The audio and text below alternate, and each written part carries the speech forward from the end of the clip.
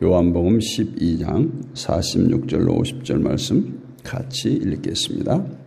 나는 빛으로 세상에 왔나니 물은 나를 믿는 자로 어둠에 거하지 않게 하려 함이로라. 사람이 내 말을 듣고 지키지 아니할지라도 내가 그를 심판하지 아니하노라. 내가 온 것은 세상을 심판하려 함이 아니요 세상을 구원하려 함이로라. 나를 저버리고 내 말을 받지 아니하는 자를 심판할 리가 있으니 곧 내가 한 그 말이 마지막 날에 그를 심판하리라. 내가 내 자의로 말한 것이 아니요 나를 보내신 아버지께서 내가 말할 것과 이룰 것을 친히 명령하여 주셨으니 나는 그의 명령이 영생인 줄 아노라. 그러므로 내가 이르는 것은 내 아버지께서 내게 말씀하신 그대로니라 하시니라. 아멘. 선지자 예수, 우리 예수님의 삼중직에 대해서 선지자, 왕, 제사장 이런 성경의 표현들이 있죠. 이런 질문을 한번 던져보겠습니다. 누군가에게 예수 믿습니까? 하는 말과 교회에 다닙니까? 하는 말, 어떤 게 편합니까?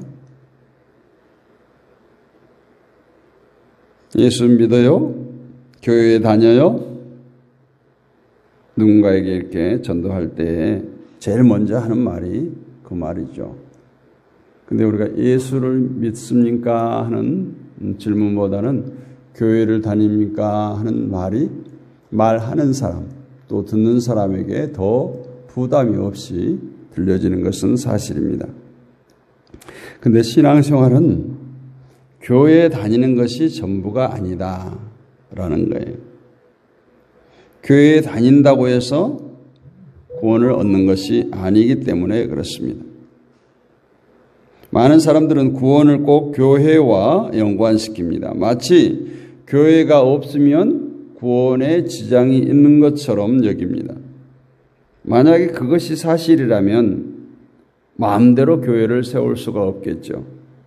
마음대로 교회를 다닐 수도 없겠죠. 또 교회가 없는 나라들, 지방들 이런 사람들은 전혀 구원과 거리가 멀어지게 될 것입니다. 이 말은 교회에 안 다녀도 된다는 것을 말하기 위해서가 아니라 교회에 대한 바른 시각을 가지라는 의미에서 드리는 말씀입니다.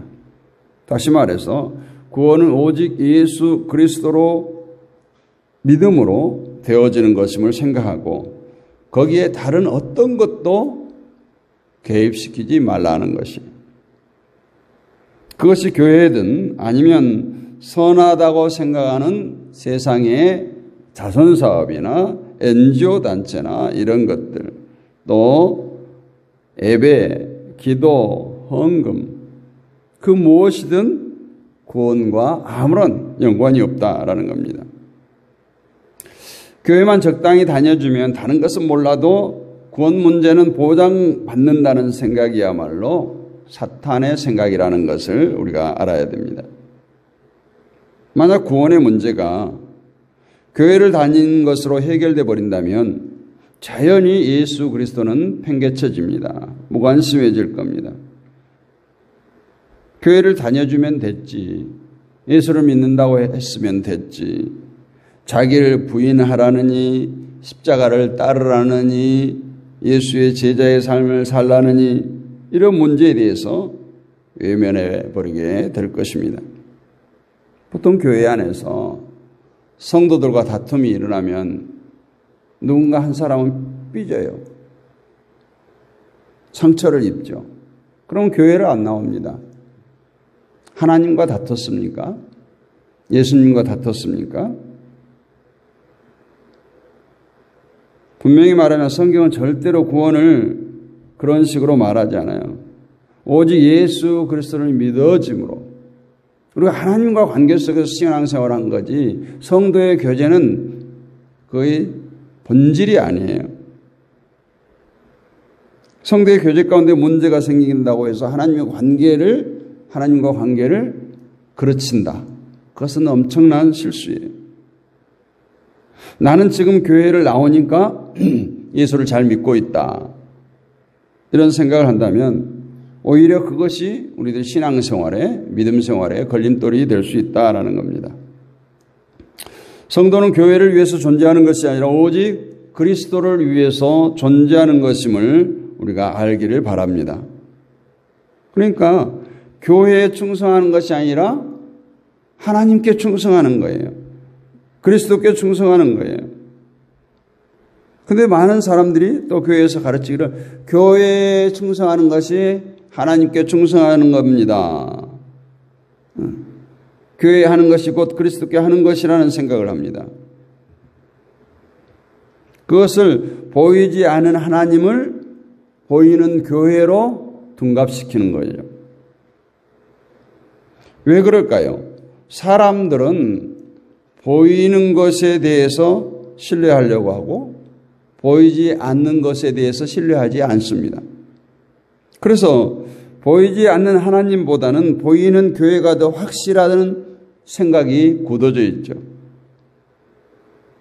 그러므로 하나님도 보이는 어떤 표적으로 나타나 주시기를 기대하고 예수님 역시 세상에서 우리를 위해서 일하신다는 보이는 어떤 증거물로 드러나기를 바라는 겁니다. 이런 인간의 심성에 의해서 막연하게 보이지 않는 예수님을 따르는 것보다 교회에 충성하고 교회를 위해서 열심을 내는 것이 더욱 확실한 것으로 여겨지는 거죠. 그러나 보이지 않는 하나님은 분명 우리에게 나타나시고 말씀하십니다. 말씀으로 우리에게 다가오는 사람이 있게 해요. 그런 사람을 구약에서는 선지자라고 불렀죠. 결국 구약에서의 선지자의 활동은 하나님이 말씀하시고 자기 백성을 간섭하시고 다스리셨다라고 증거합니다. 그렇다면 오늘 우리에게 말씀으로 다가오는 선지자가 누굽니까? 바로 예수 그리스도십니다. 요한복음 1장 1절에 보면 태초에 말씀이 계시니라. 이 말씀이 하나님과 함께 계셨으니 이 말씀은 곧 하나님이시라. 하나님과 함께 하셨던 말씀이 세상에 오신 거예요. 보이지 않는 하나님 말씀이 되어 우리에게 나타난 겁니다. 이런 의미에서 그리스도는 선지자라고 말하는 거예요. 선지자의 역할은 이스라엘을 심판하는 것이 아니었습니다. 심판이 아니라 이스라엘에게 하나님을 가르치는 것, 하나님의 말씀을 대언하는 것이 선지자의 역할이었어요. 오늘 47절로 48절 말씀도 마찬가지예요. 예수님은 사람들이 내 말을 듣고 지키지 않는다고 해도 내가 당장 심판하지 않겠다라고 하십니다. 이유는 뭐라고요? 예수님은 심판하기 위해서 오신 것이 아니라 세상을 구원하기 위해서 오셨기 때문이라고 말합니다. 사실 우리가 살아가면서 말씀대로 살아가는 경우가 얼마나 되겠습니까? 아마 대부분의 삶은 하나님의 말씀과 상관없이 우리의 마음대로 사는 게 더 많지 않습니까? 그런데도 우리에게 아무런 일이 일어나지 않아요. 하나님의 백성들이 하나님의 말씀대로 살지 않는데도 아무 일이 일어나지 않아요. 여러분 하늘을 쳐다보고 하나님께 손가락질하면서 하나님을 욕해 보세요. 예수님을 욕해 보세요. 하늘에서 갑자기 벼락을 치거나 벌이 내려지지 않아요. 교회가 아무리 잘못을 저질러도 교회가 망하거나 하지 않습니다. 오히려 그 잘못된 것들로 교회가 더 잘 되기도 해요. 이러한 결과들이 오늘 우리를 혼란스럽게 합니다. 우리들의 상식은 뭐예요? 잘못된 것은 벌을 받고 잘한 것은 칭찬을 받아야 된다. 권선징악. 이런 생각을 가지고 있어요. 이러한 상식으로 세상을 판단하기 때문에 하나님께서 하시는 일에 대한 혼란이 있게 되는 겁니다. 교회의 잘못된 것에 대해 아무리 말한다고 해도 눈에 보이는 증거는 다른 겁니다. 잘못되었다면, 분명 복음과 다르다면 하나님께서 벌을 줘야 되고 망하게 해야 되는데, 그런 교회가 잘 되는 것을 보니까 그것도 옳은 것인가? 이런 의심을 갖게 되는 것입니다. 오늘 예수님은 심판을 위해 오신 것이 아니라고 분명하게 말씀합니다. 다시 말하면 예수님께서 증거한 말씀을 지키지 않는다고 해도 심판하지 않겠다라는 거예요. 예수님이 오셔서 보여주신 것은 뭡니까? 예수님이 말씀하신 것은 하나님의 말씀 그대로예요. 그래서 오늘 49절 50절에 보면 내가 내 자의로 말한 것이 아니요 나를 보내신 아버지께서 내가 말할 것과 이룰 것을 친히 명령하여 주셨으니 나는 그의 명령이 영생인 줄 아노라. 그러므로 내가 이르는 것은 내 아버지께서 내게 말씀하신 그대로니라. 이 말씀대로 예수님이 말씀하신 것은 예수님이 자의로 하는 것이 아니라는 거예요. 하나님이 친히 이르신 것을 그대로 전했다. 이것이 바로 예수님의 선지자됨을 말하고 있는 거예요. 구약의 선지자가 하나님의 말씀을, 하나님의 뜻을 이스라엘 백성들에게 그대로 선포했던 것처럼 오늘 예수님은 하나님의 시지만 오늘 선지자의 사명, 선지자의 직분을 지금 감당하고 있다라는 것을 보여줍니다. 그러나 이처럼 오직 하나님의 뜻에 복종하신 예수님이 마지막에 어떠했는가? 우리는 너무너무 잘 압니다. 세상이 볼 때 예수님의 마지막은 실패예요. 망했어요. 예수님뿐만 아니죠. 선지자들, 사도들의 생애 역시 세상적인 시각에는 성공이 아니라 실패일 뿐입니다. 이처럼 말씀이 우리에게 보여주고 증거하는 확실한 증거물을 보면서도 사람들은 그것을 받아들이기보다는 눈에 보이는 세상적인 증거에 더욱 마음을 두고 살아갑니다. 우리는 이런 말을 가끔 합니다. 참 저 사람은 복을 받을 만하다.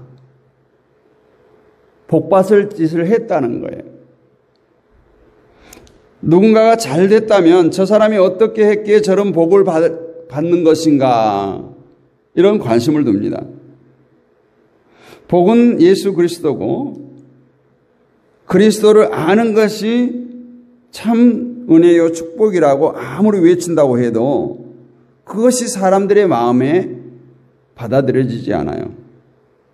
이미 모든 관심이 세상 것에 쏠려 있기 때문에 세상 것이 주어짐으로써 그 입맛을, 그 욕심을 채워주기 전에는 예수 그리스도니 천국이니 영생이니 아무리 말을 해도 마음에 와닿지 않는 거예요.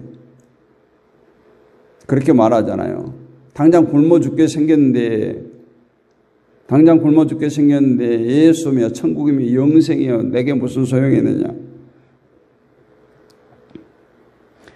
처음에는 세상을 보지 않는다고 하고 그리스도를 말하고 복음을 외치다가도 그러하지 힘든 삶이 지속되어질 때 이제까지 믿어왔던, 이제까지 고백했던 그 복음에 대해 의심하는 경우도 있다라는 거예요. 그래서 믿음을 인내, 오래 참음이라고 말하고 있는 거예요. 되어진 결과를 가지고 옳고 그름을 판단하는 것은 엄청난 잘못된 것이에요.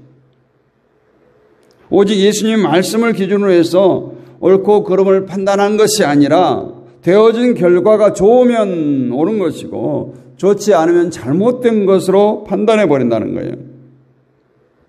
그래서 수단과 방법을 가리지 않고 많은 사람들이 성공을 위해서 달려갑니다. 결과가 좋으면 모든 것이 선하다고 생각해요. 결과가 나쁘면 그럴 짓을 해서 벌을 받은 것이라고 생각합니다. 교회가 부흥되어진다면 그것을 진리로 여깁니다. 진리이기 때문에, 참 복음이기 때문에 부흥이라는 좋은 결과가 있지 않겠느냐라는 거예요.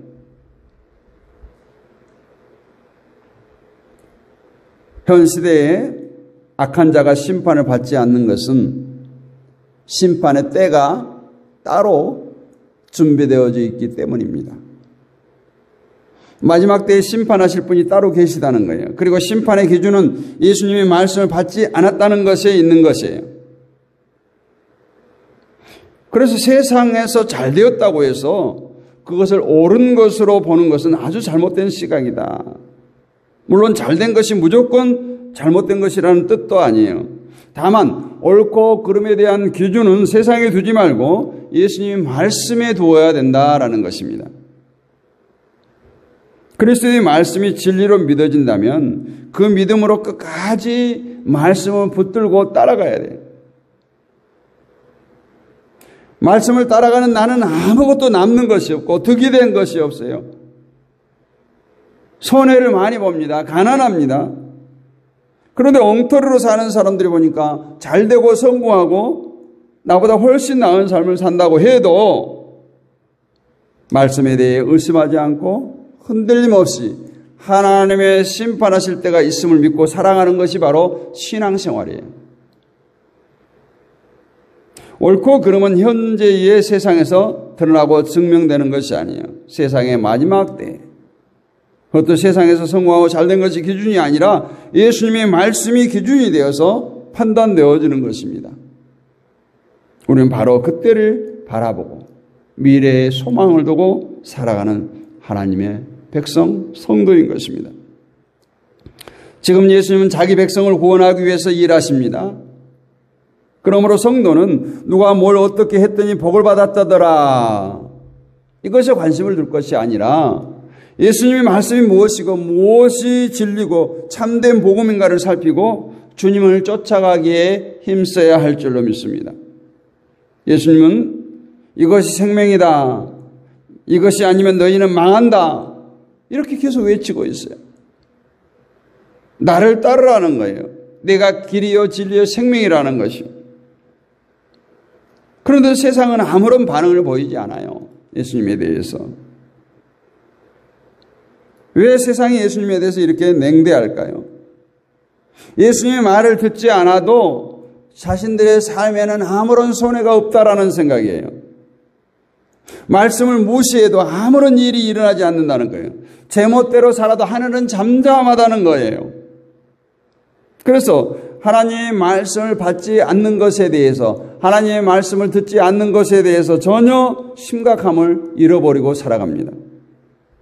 그러나 마지막 때가 있고 그때가 되면 세상을 심판하실 하나님이 우리에 대한 열심을 기준으로 하지 않고 우리의 착한 행동을 기준으로 하지 않고 오직 예수님이 증거하신 말씀을 기준으로 심판하신다는 것을 믿는 성도라면 모든 삶의 중심을 예수 그리스도께 두지 않을 수가 없다라는 것입니다. 오늘 예수님이 오셔서 말씀하신 것은 교회를 부흥시키라가 아니에요. 하나님을 믿는 성도들이 세상에서 성공하고 잘되라는 것이 아니에요. 오히려 그러한 세상을 받아들이지 않고 배척하는 말씀을 자기 백성들만큼은 진리로 받아들이게 함으로써 정말 누가 주의 백성인가를 구분하시는 거예요. 우리를 구원하기 위해서 오신 예수님의 말씀을 우리가 세상 것으로 판단하지 말고 오직 길이요 진리요 생명 되시는 그 주님을 따르는 삶이 되시기를 원합니다. 예수님은 나를 믿는 자는 죽어도 살겠고 살아서 믿는 자는 영원히 죽지 아니하리라고 했어요. 빛이 되시는 예수님, 구원자 되시는 예수님, 심판과 영생의 주관자가 되시는 예수님, 그 예수님을 우리는 믿습니다. 하나님 말씀하신 그대로 예수님께서는 이 땅에 오셔서 그 말씀을 선포했어요.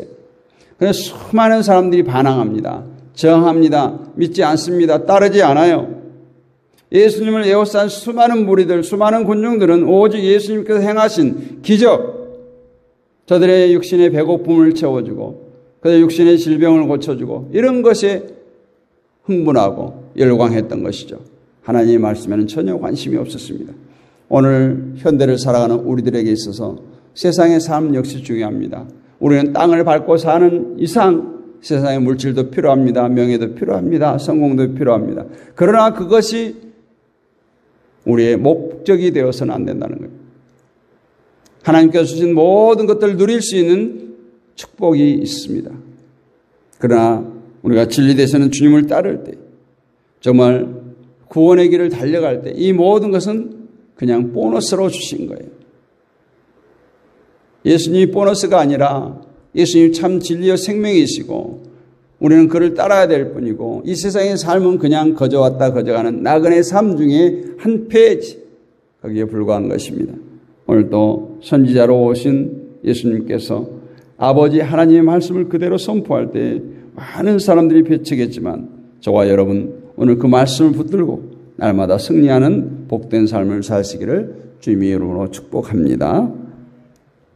거룩하신 아버지 하나님 은혜를 감사합니다. 오늘 또 귀한 말씀을 나누었습니다. 이 새벽에도 깨어 기도하게 하시고 말씀을 상고케 하셨사오니 이 말씀 붙들게 하여 주옵소서. 아버지 하나님 빛으로 세상에 오신 주님을 많은 사람들이 영접하지 않았습니다.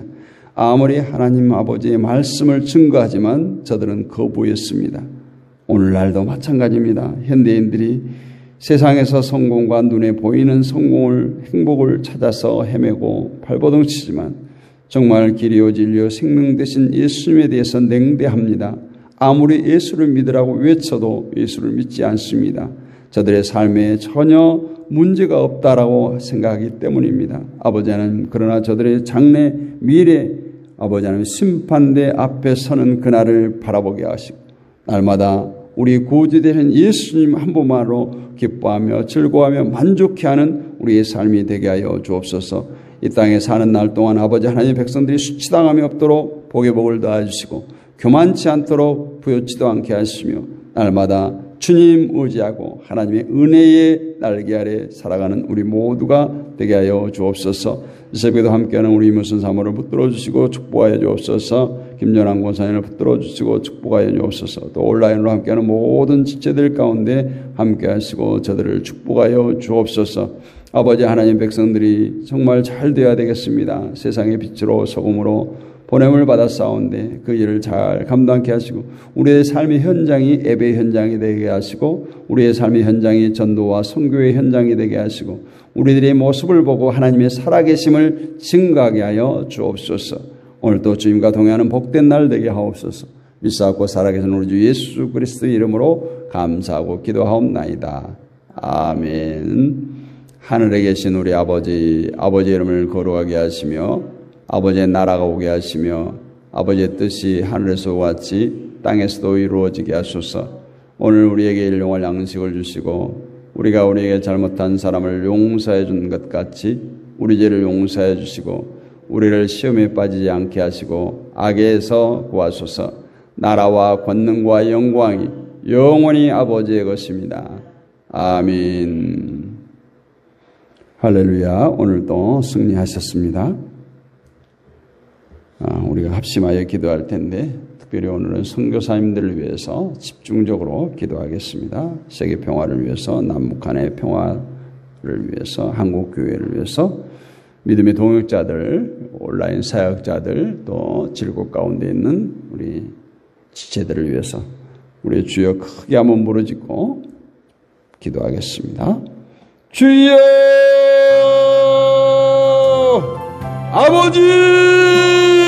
아버지 하나님, 아버지 하나님, 새벽에도 깨어 기도하는 주의 백성들을 만나 저들을 기억하여 주옵소서. 저들의 중심을 보시고 아버지 하나님 받아주시옵소서. 저들의 간구를 들어주시옵소서. 마음의 선한 소원을 품기를 원합니다. 하나님의 뜻을 품기를 원합니다. 하나님의 뜻이 무엇인지 분별케를 원합니다. 하나님의 시선이 머무는 곳에 우리의 시선이 머물게 하여 주옵소서. 아버지 하나님, 새벽에도 깨어 기도하는 주의 백성들을 위로하여 주옵소서. 저들을 치료하여 주시옵소서. 만나주시고 만져주시옵소서. 주여 간구하는